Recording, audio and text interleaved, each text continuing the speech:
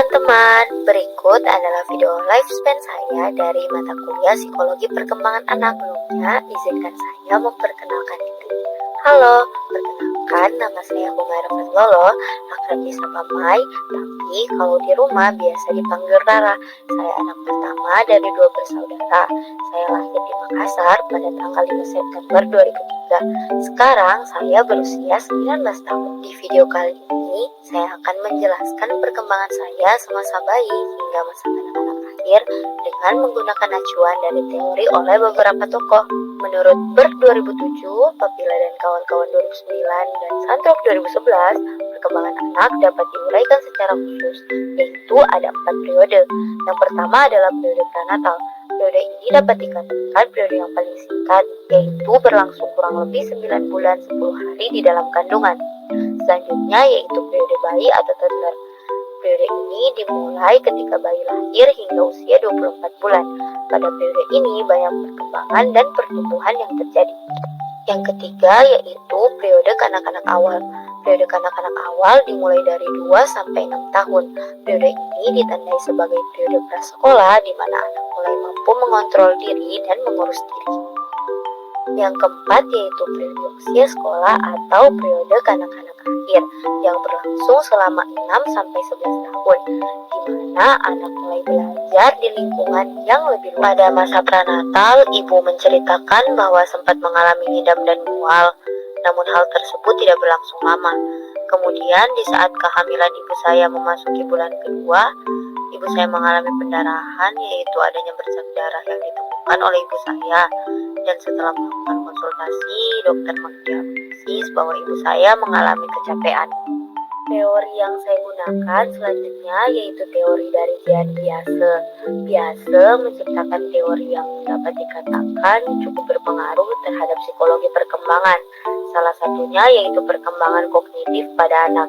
Pada periode bayi atau toddler, menurut teori Piaget telah masuk ke tahap sensori motor yang terjadi selama 0 sampai 2 tahun, yaitu di mana banyak terjadi perkembangan dan pertumbuhan baik secara fisik maupun secara kecerdasan.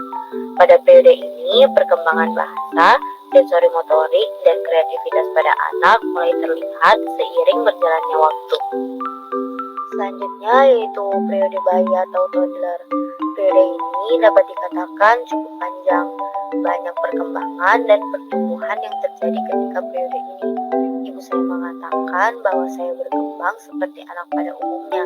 Saya lahir dengan berat badan 2,8 kg dan dilahirkan secara normal di salah satu rumah sakit yang berada di Makassar. Menurut Pan dan Uccelli 2009 dalam Santrop 2011 bahwa bayi telah memahami kata-kata sebelum dapat mengucapkannya.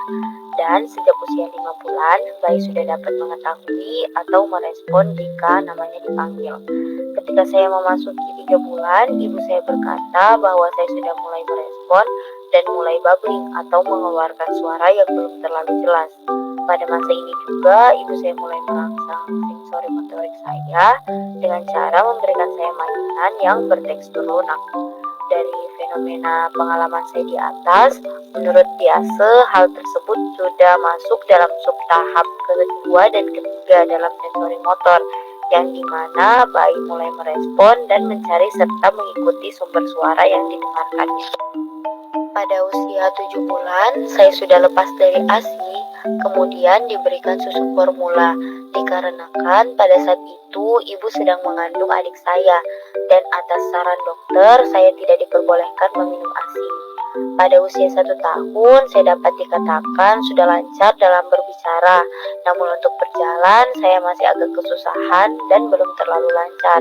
Dapat dikatakan saya memiliki masalah dalam keseimbangan, sehingga ketika berjalan atau berlari, saya terkadang terjatuh.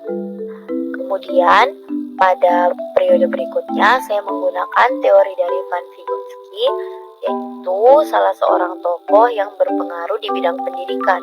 Menurut Vygotsky, seorang anak belajar secara aktif berdasarkan pengalaman secara langsung. Padahal ini, orang tua, lingkungan, dan teman sebaya sangat berperan penting. Periode selanjutnya yaitu periode kanak-kanak awal.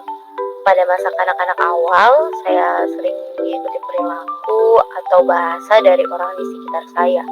Selain itu, ibu saya berkata bahwa saya senang menjadi pusat perhatian dan tergolong anak yang manja.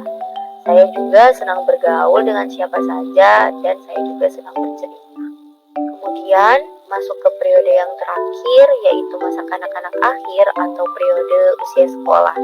Ibu saya berkata bahwa saya adalah seorang anak yang sangat aktif, selalu ingin mencoba hal-hal baru dan memiliki rasa ingin tahu yang tinggi. Ibu juga berkata bahwa pada masa ini saya adalah seorang anak yang cukup perfeksionis. Karena terbiasa memiliki teman cerita di rumah, saya termasuk anak yang cukup sering berbicara atau cerewet.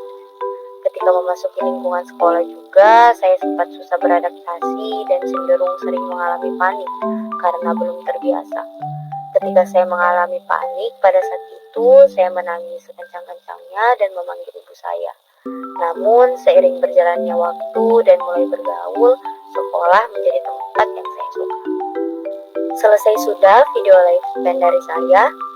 Terima kasih sudah menonton dan sampai jumpa.